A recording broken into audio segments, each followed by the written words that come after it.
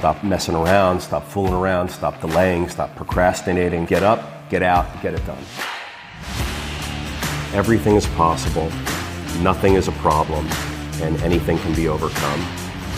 I just get my ass up out of bed, I get my shit together, and I get out and I start the fight. And that will transform you from a mere mortal into a superhuman being. I've never, ever, ever met anybody who told me that they got rich watching their IRA or their 401k.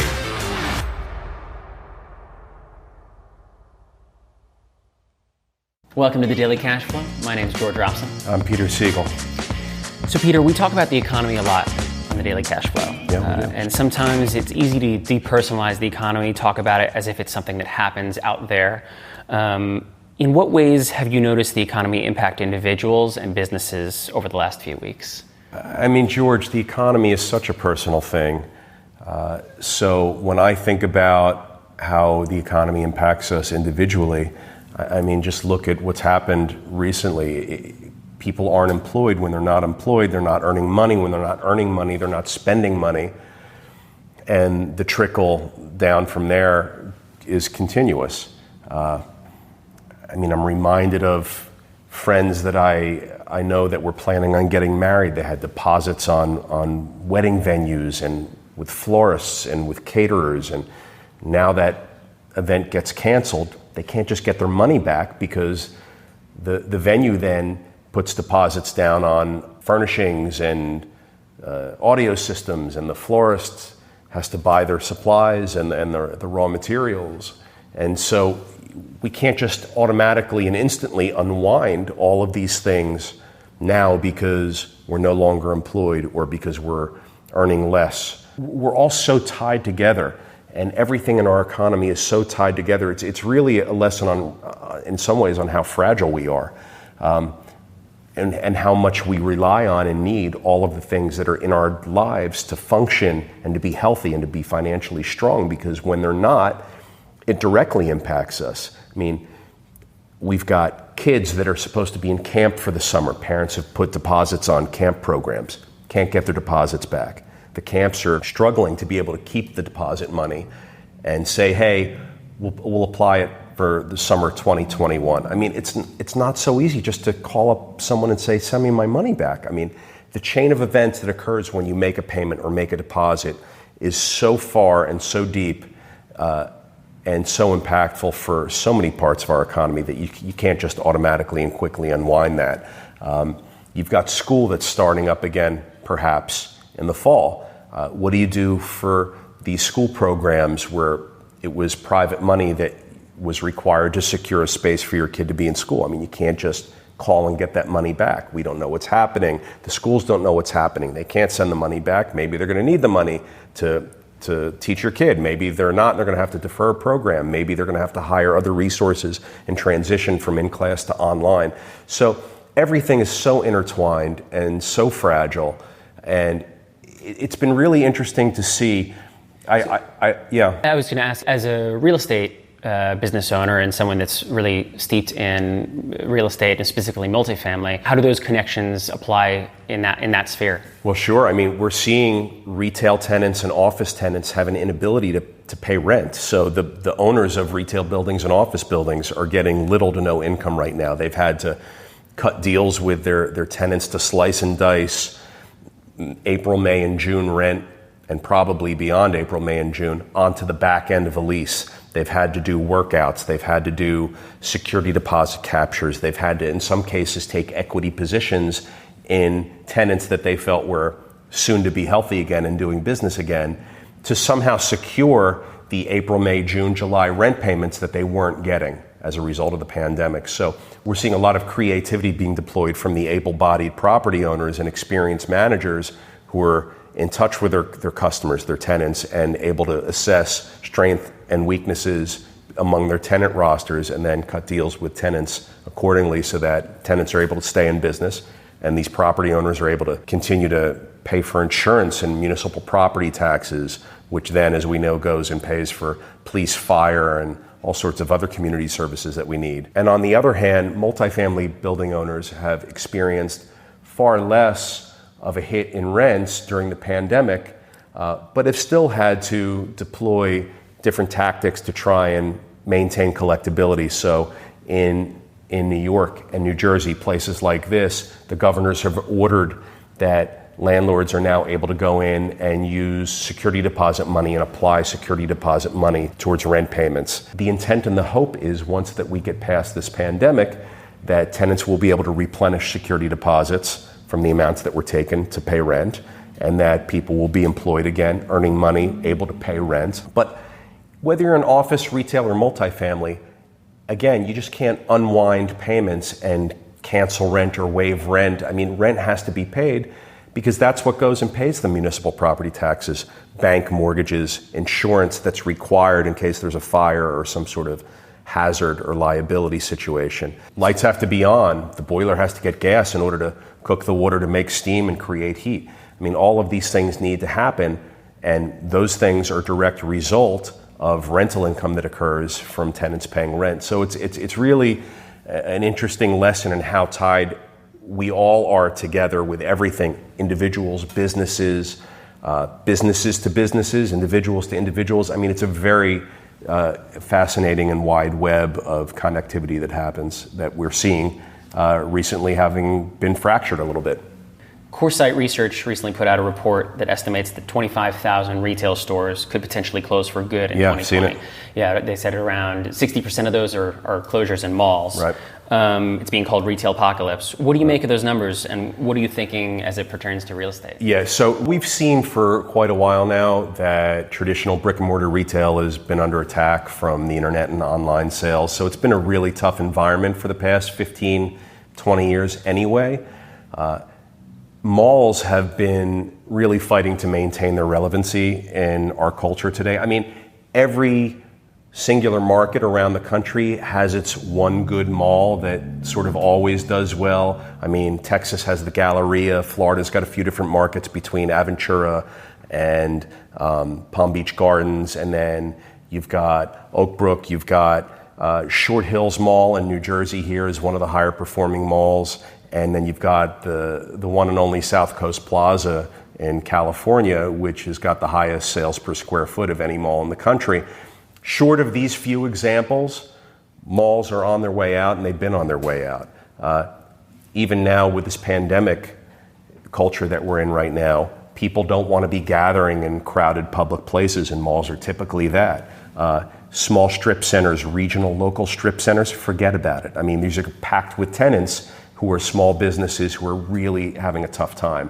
So sure, 25,000, I would think it'd be more than 25,000 small businesses closing. And sure, 60% of them occurring in malls? Absolutely, the malls are finished. They're all trying to be repurposed and reimagined as live, work, play spaces where they're gonna build housing and public amenities, public space, and restaurants and parking and design these centers so that you can live there and sort of never leave the campus. We're seeing that in lots of places around the country right now with these big developments coming online that are striving to provide all sorts of walkable amenities and cultural services and features to the residential component.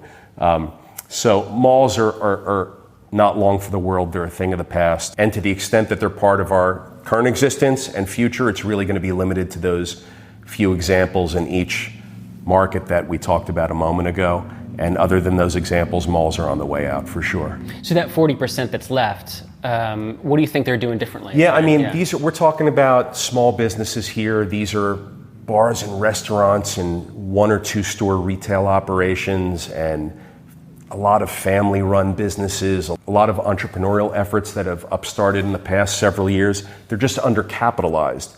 You know, it's funny, the banks and the governments tell us to, as individuals, tell us to have 6 months of expenses on hand so that in case an emergency comes around, we can weather out 6 months while we look for a new job or while whatever the emergency is subsides and gets behind us. The funny thing is that businesses aren't given the same advice. So we see a lot of these small businesses that are undercapitalized, that don't have lots of capital resources or availability of capital in the markets, and an emergency comes like a pandemic, they have to close, and they either can't reopen or they reopen for a couple of months, but they can't sustain it.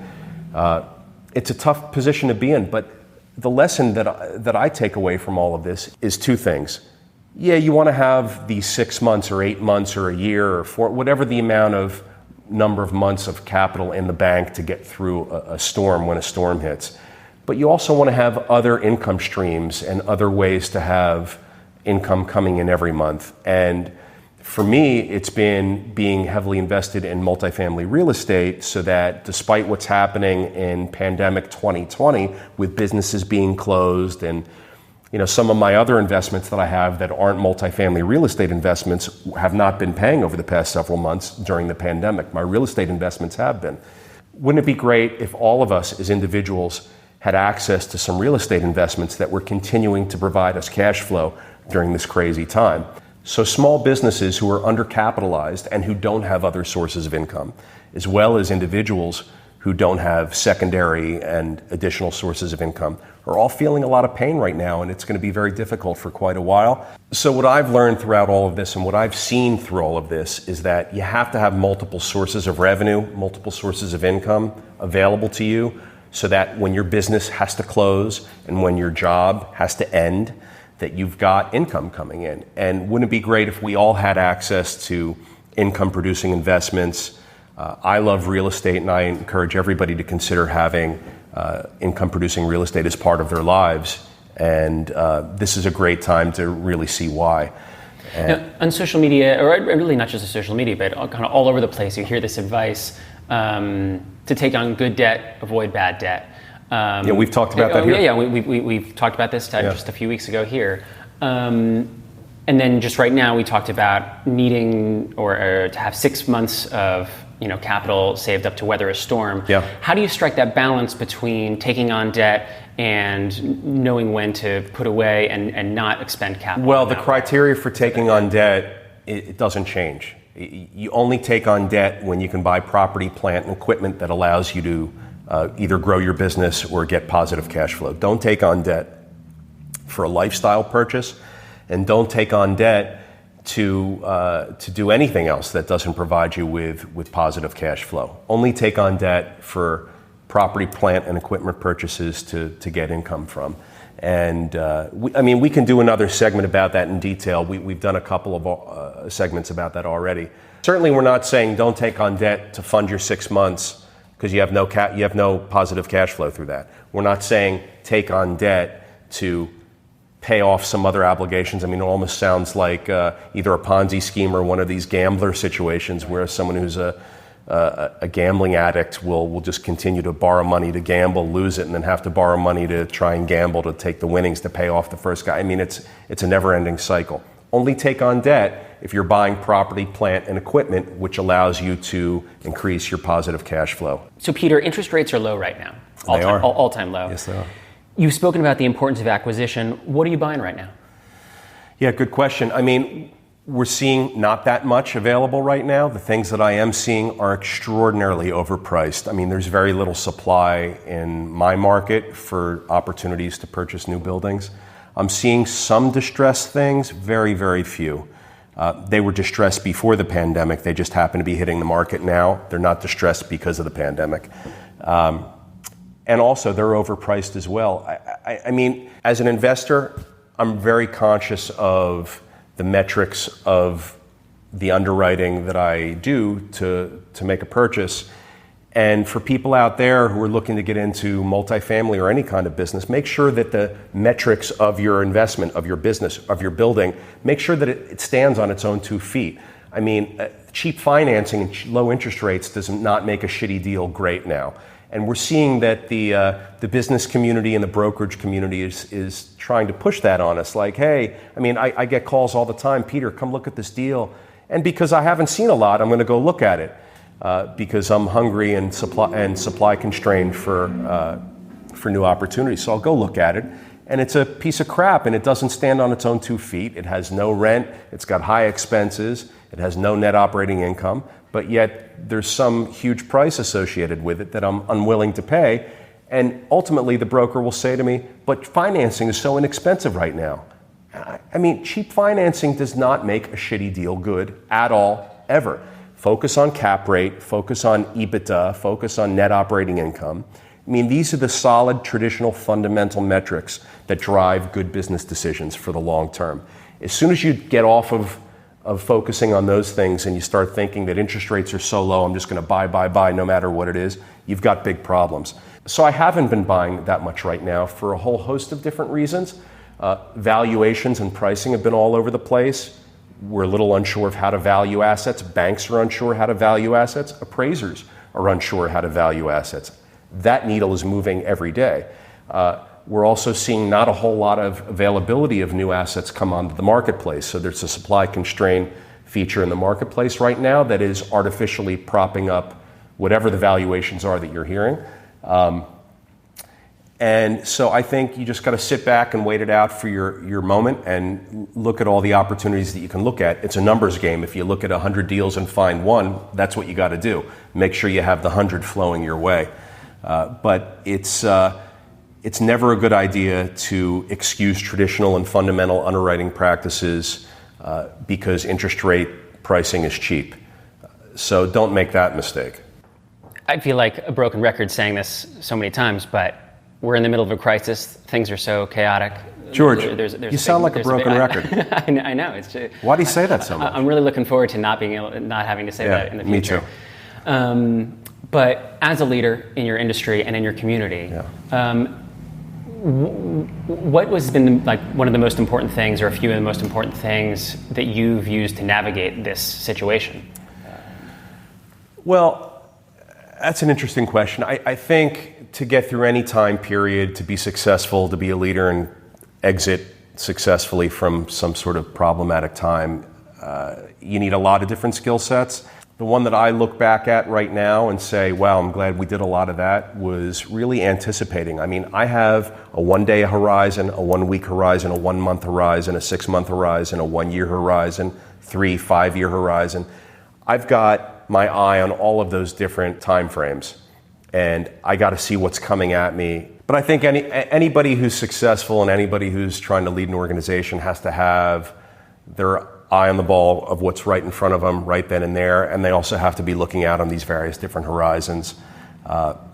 If you're not looking out on the horizon, you're not anticipating. You got to anticipate, and we know from history that leaders anticipate and losers react. And what good is it if the show comes and goes and the main event comes and goes and we're sitting there looking at a report talking about what happened 1, 3, 6 months ago? I mean, it's already happened. What are we going to do about it? We're not going to do anything about it is the answer. But if we've got a plan, if we're anticipating, if we're trying to get a feel for what's coming down the pike with our customers, with our vendors and suppliers, with the general aggregate market, with macroeconomic business conditions, with microeconomic business conditions, with our municipalities in which we operate. I mean, we have to have our finger on all of those pulses. And when we do, we're going to get information. Information is key. Without information, we can't make decisions. And we have to make decisions at times of crises and then during normal times when this pandemic's behind us and we're hopefully back to normal or some sense of normal soon. We need data. We need information. We need to be really on top of what's happening in so many different areas of our business and in our lives to be able to be successful. So I would say, George, that being able to anticipate and being able to see far out and multiple horizons is a key skill that I've been able to do recently and that I know that a lot of my successful peers have been doing also. All right. Want to move on to Zest Quest, Peter? Always. Fantastic.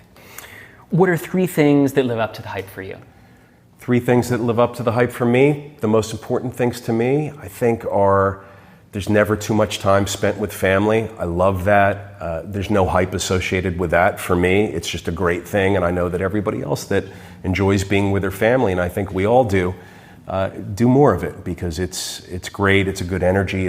Love's a great thing. Being with your family's a great thing, and the more you do that stuff, the more it's going to fuel your ability to do other things in life. I mean, it's good stuff for me. I love being with my daughter more than anything, and I find that time with her to be so rejuvenating, and it gives me so much happiness and joy and strength that I can take that to other aspects of my life. So no hype there at all. For me, I love being outdoors, and so any chance I get to be in the water surfing with friends or on a mountain skiing on a bluebird day, I mean, is a great moment. And I encourage everybody to be outdoors and seek moments in nature. I mean, it's quiet, it's beautiful, air can be crisp. The colors that you see, the things that you smell, the sounds that you hear, they're all necessary on a cellular level for us to regenerate and rejuvenate and take that and go elsewhere in our lives with a lot of strength and confidence. So I love being in nature. And the third thing I think is just being kind, being generous with people. It's so important for us to remember that at the end of the day, at the end of our business battles, at the end of our job battles, at the various challenges that we have, no matter what they may be, just to be kind. You never know what someone else is experiencing or going through.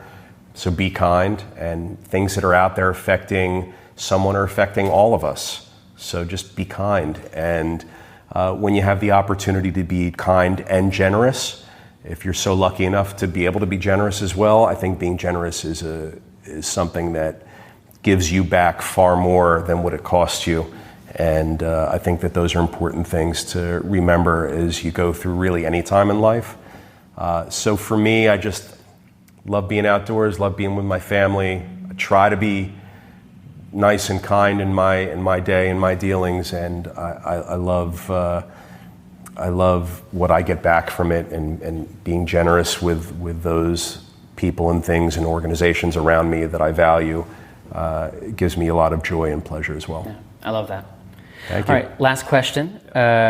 How do you disagree with someone effectively? Are there ways that you've been able to disagree with others while maintaining a connection, while maintaining a relationship with those people? How to disagree? Well, I think you just got to disagree. I think you got to be honest. I think you have to be able to look someone in the eye, know what you're talking about, be able to have a dialogue with them, explain why you disagree. I mean, look, if you just disagree to disagree, we all know people like this in our lives. They're sort of Debbie Downers, they're negative people, and disagreeing is something that they do often and they do it well. But for me, if I'm going to disagree with you, I'm going to tell you why. I'm going to base it on things that are concrete and important and things that I think you'll find important. And if I can convert you, I'll convert you. And if not, then we'll agree to disagree. It's one of the beautiful things about life. We really don't have to do anything that we don't want to do. We can choose to do what we want, and we can make decisions every day that are good for us. So if we're going to disagree with others, disagree in a way that maybe you can swing it your way. Facts, data, having a basis for your disagreement is clearly articulating your argument. Yeah, I mean, for sure. Don't just disagree to be a pain in the ass, but disagree if you feel like you've got a better solution, propose the solution. If you've got a better way, propose the better way. I mean, that's how we grow and succeed. I just want to do the best idea. I don't want it to be my idea. If you have a better idea, we'll do yours, but tell me why it's better, and let's talk it out. Let's disagree and hopefully agree at the end of it what the better and best way is to go. But so what I'm hearing is seek the solution rather than try and win the argument. You know, people that, I mean, this is you didn't ask this question. Yes, I agree with what you said. Yeah. People that say no and don't propose a solution are difficult people to work with. They're difficult people to be around. They're difficult people to have in your organization, your company, in your life.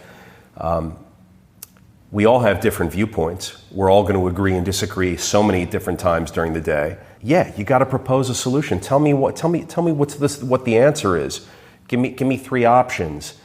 Show me a chart that backs up what you're saying. But if you just say no, I don't want to. No, I can't. No, we shouldn't. I disagree with that. Period. I mean, it's very tough to have a relationship. It's very tough to move the ball forward.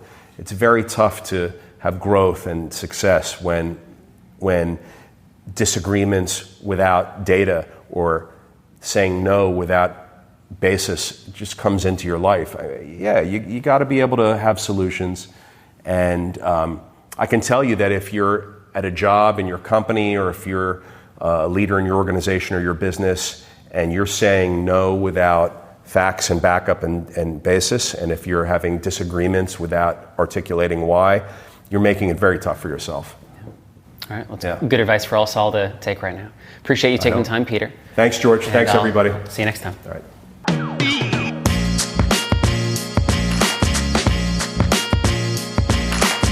If you like what you just heard, you can subscribe to The Daily Cash Flow on iTunes or wherever you listen to podcasts. And we'd love it if you left us a review. You can follow us on Twitter and Facebook at SiegelCap and on Instagram at Siegel.cap. As always, if you're an accredited investor, go to SiegelCapital.com and take our survey to see if you qualify to take part in one of our apartment building deals. That's SIEGEL Capital.com.